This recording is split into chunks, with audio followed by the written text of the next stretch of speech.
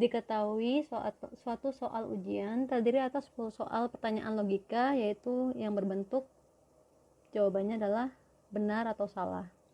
Kemudian hitunglah peluang jika seorang siswa menjawab dengan cara menebak-nebak saja, berarti dia menebak dengan cara acak atau random. Peluang bahwa yang dijawabnya itu lebih dari 8 yang benar. Nah, kalau kita misalkan X sebagai variabel acaknya yang menyatakan banyaknya soal yang benar, maka peluang lebih dari 8 yang benar adalah peluang X lebih dari 8, dimana X-nya itu ada 10 soal, berarti kalau lebih dari 8 itu peluang ketika X-nya sama dengan 9, ya ketika benarnya 9 atau benarnya adalah 10. Jadi X-nya sama dengan 9 atau 10. Jadi nanti kita hitung peluang X sama dengan 9 berapa dan peluang X sama dengan 10 berapa, lalu kita jumlahkan. Nah, pertama, peluangnya berapa? Peluang benarnya. Karena berbentuk benar dan salah, berarti dari dua pilihan kemungkinan benarnya adalah 1/2 ya. Kalau yang salahnya juga sama, kemungkinannya 1/2. Sehingga pertama kita hitung dulu peluang X sama dengan 9, yaitu kombinasi dari 10 soal, 9 yang benar dengan peluang benarnya adalah setengah pangkat 9 kalikan peluang salahnya setengah pangkat 10 kurangi 9 pangkat 1. Kemudian kita hitung nilai kombinasinya, itu 10 faktorial dibagi 9 faktorial kalikan 10 kurangi 9, yaitu 1 faktorial. 10 faktorial kita uraikan menjadi 10 dikali 9 kali 8 seterusnya sampai kali 1 atau 9 faktorial.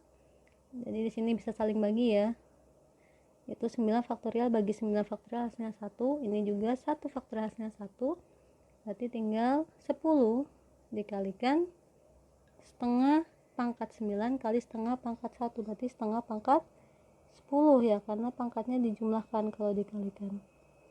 Hasilnya adalah 0,0098. Kita sudah dapat untuk peluang X sama dengan 9.